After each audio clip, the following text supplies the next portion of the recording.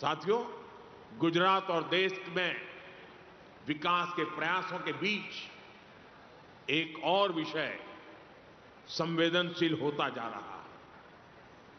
पिछले कुछ वर्षों में दुनिया लगातार अस्थिर परिस्थितियों से गुजर रही है।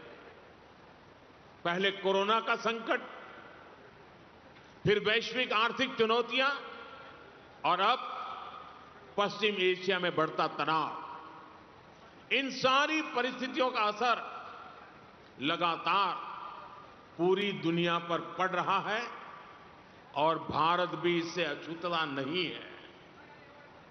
अगर कोरोना महामारी इस सदी का सबसे बड़ा संकट थी, तो पश्चिम एशिया में युद्ध से बनी परिस्थितियां इस दशक के बड़े संकटों में से एक है। जब हमने मिलकर कोरोना का मुकाबला कर लिया, तो इस संकट से भी अवश्य पार पा जाएंगे। सरकार भी लगातार ये प्रयास कर रही है कि देश के लोगों, देश के सामान्य नागरिक पर इन सारी विपरीत परिस्थितियों का कम से कम असर हो। लेकिन ऐसे समय में देश को जन भागीदारी की शक्ति की बहुत बड़ी आवश्यकता है।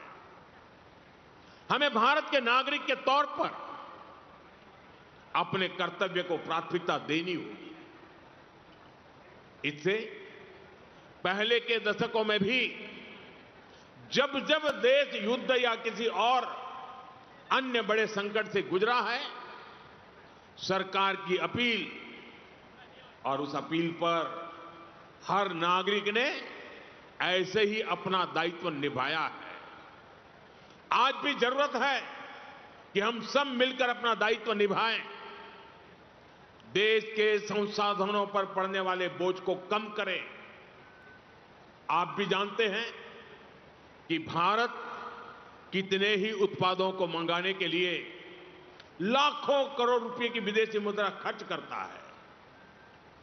इसी समय विदेश से आने वाले उत्पादों की कीमतें भी आसमान छू रही है और सप्लाई चेन भी पूरी तरह तहस नहस हो चुकी है। और इसलिए देश पर यह दोहरा संकट है। जैसे बूंद बूंद से घड़ा भरता है, वैसे ही हमें हर छोटे बड़े प्रयास से ऐसे उत्पादों का उपयोग कम करना है जो विदेश से आते हैं, और ऐसे व्यक्तिगत कामों से भी बचना है जिसमें विदेशी मुद्रा खर्च होती हो। साथियों, भारत के इंपोर्ट का बहुत बड़ा हिस्सा क्रूड ऑयल है, और दुर्भाग्य से जिस क्षेत्र से दुनिया के बड़े हिस्से को तेल मिलता है, आज वही क्षेत्र संघर्ष और युद्ध की स्थिति में उलझा हुआ है। और इसलिए जब तक हालात सामान्य नहीं होते, हम सबको मिलकर छोटे छोटे संकल्प लेने होंगे। मैंने कल कर्नाटका और तेलंगाना में भी इस बारे में चर्चा की है। मैं आज गुजरात में भी अपने आग्रहों पर फिर से जोर दे रहा हूं, और आप पर तो मेरा ज्यादा हक है, इसलिए जरा हक से कहने वाला हूं। मेरी देश के हर नागरिक से अपील है, जहां संभव हो पेट्रोल डीजल का उपयोग कम करें, मेट्रो का उपयोग करें, इलेक्ट्रिक बस और पब्लिक ट्रांसपोर्ट का अधिक इस्तेमाल करें, कार पुलिंग को बढ़ावा दें। जिनके पास कार है वे एक गाड़ी में ज्यादा लोगों को साथ लेकर चलें। जिनके पास ईवी है वे भी दूसरों की मदद के लिए आगे आए। साथियों, डिजिटल टेक्नोलॉजी ने अब इतना कुछ आसान बना दिया है, टेक्नोलॉजी की मदद भी हमारे लिए बहुत फायदेमंद होगी। यह जरूरी है कि सरकारी और प्राइवेट दोनों ही दफ्तरों में वर्चुअल मीटिंग्स और वर्क फ्रॉम होम को प्राथमिकता दी जाए। मैं कुछ स्कूलों से भी आग्रह करूंगा कि कुछ समय के लिए ऑनलाइन क्लासेज की व्यवस्था पर काम करें। साथियों, सिर्फ ईंधन ही नहीं, खाने के तेल पर भी देश की बड़ी विदेशी मुद्रा खर्च होती है।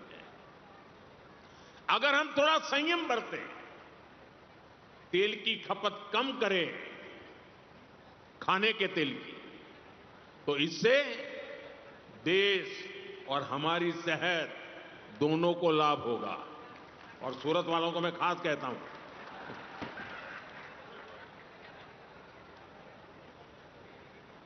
इसी तरह मैं आज समाज के सभी भाई बहनों से, मैं आपके परिवार का सदस्य हूं इसलिए आग्रह से कहता हूं, और इसमें तो आपको आगे आकर के मेरी मदद करनी पड़ेगी। सोने की आयात पर भी देश का बहुत बड़ा पैसा विदेश जाता है। मैं आप सबसे, देशवासियों से आग्रह करूंगा कि जब तक हालात सामान्य न हो, हम सोने की खरीद को टालें। गोल्ड की जरूरत नहीं है।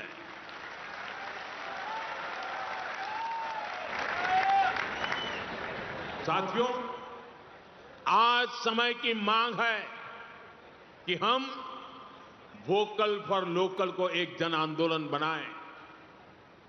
विदेशी सामान की जगह लोकल उत्पादों को अपनाएं। अपने गांव, अपने शहर, अपने देश के उद्यमियों को हम ताकत दें। यहां लोग बैठे हैं, बहुत अच्छी चीजें बनाते हैं, श्रेष्ठ चीजों का उत्पादन करते हैं। साथियों, हमारे में से ज्यादातर खेती के कारोबार की दुनिया से पैदा होकर के यहां आए हैं। खेती में स्वदेशी खाद को बढ़ावा मिले, नेचुरल फार्मिंग को बढ़ावा मिले, डीजल पंप की जगह सोलर पंप्स का उपयोग बढ़े। और हम तो किसान के बेटे हैं, किसान की बेटियां हैं।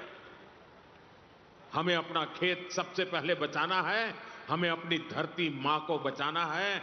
हमें केमिकल फर्टिलाइजरों से अपनी धरती मां को मारना नहीं चाहिए। हमारे खेत को बचाना है, हमारी धरती मां को बचाना है।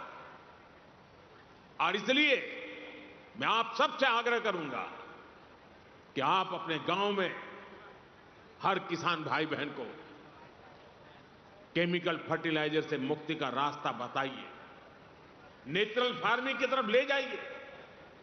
साथियों, एक और भी अहम विषय, और वो भी आप में से बहुतों को लागू होता है, बुरा मत मानना, फैशन हो गई है। जैसे ही वैकेशन हुआ, बच्चों के हाथ में विदेश की टिकट पकड़ा देते हैं,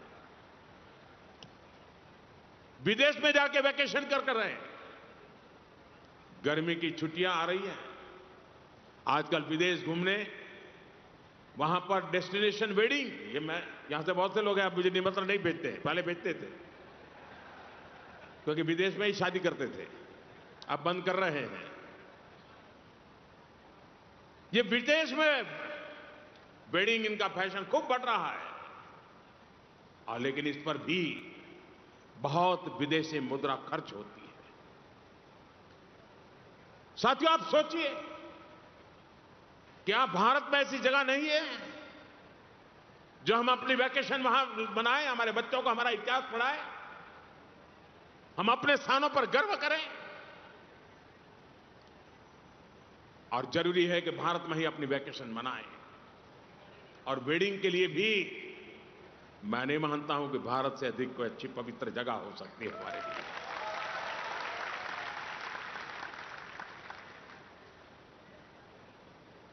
जब यहां वेडिंग करते हैं ना, तो हमारे पूर्वजों की मिट्टी भी हमें आशीर्वाद देती है।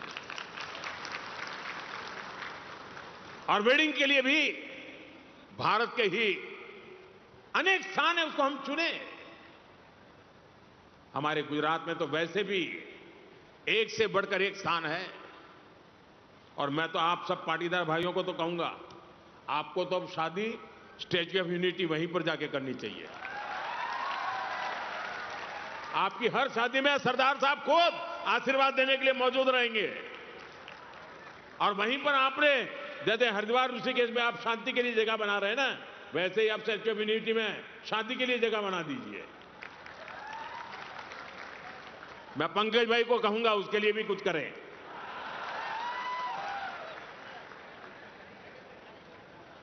जैसे हाल के वर्षों में सरदार साहब के स्टैच्यू ऑफ यूनिटी हमारा एकता नगर पर्यटन का इतना बड़ा केंद्र बनकर उभरा है कि हम ये तय कर सकते हैं, हम ज्यादा से ज्यादा लोगों को स्टैच्यू ऑफ यूनिटी पर लेकर के जाएं। विदेशों में हमारे बहुत लोग रहते हैं, मैं उनको कहता हूं कि आपका दायित्व है कम से कम 5 विदेशी परिवारों को भारत देखने के लिए लेकर के आइए। आप देश विदेश में हमारे संपर्क का कोई भी परिवार जो स्टैच्यू ऑफ यूनिटी नहीं गया है ना, उसको वहां ले जाने के लिए प्रेरित करें। हम उसे कम से कम एक ट्रिप के लिए मोटिवेट करें। डेस्टिनेशन वेडिंग के लिए भी एकता नगर एक बहुत शानदार विकल्प हो सकता है।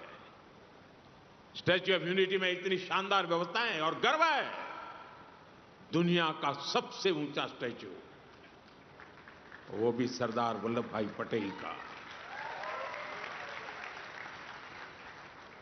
इस देश का कोई नागरिक ऐसा नहीं हो सकता है कि जिसको इसके लिए गर्व न हो दोस्तों। और मैं आपसे आग्रह करता हूं, आप सभी इसका फायदा उठाइए, इसका लाभ उठाइए। साथियों, ये मैंने छोटे छोटे प्रयास आपको, कोई मुश्किल काम नहीं बताया आपको, लेकिन आप मान के चलिए, ये छोटे प्रयास भले लगते सकते हो, लेकिन छोटे प्रयास भी जब 140 करोड़ लोग एक साथ संकल्प लेते हैं, 140 करोड़ लोग एक कदम आगे बढ़ते हैं इस दिशा में, 140 करोड़ कदम देश आगे बढ़ता है। तो वही छोटे प्रयास राष्ट्र की सबसे बड़ी ताकत बन जाते हैं। और इसलिए फिर एक बार हमें एकजुट होना होगा ताकि ये संकट किसी भी तरह हमारी प्रगति को, हमारे विकास को प्रभावित ना करे। मुझे विश्वास है हम सब साथ मिलकर इन संकल्पों को पूरा करेंगे और देश को मजबूती देंगे।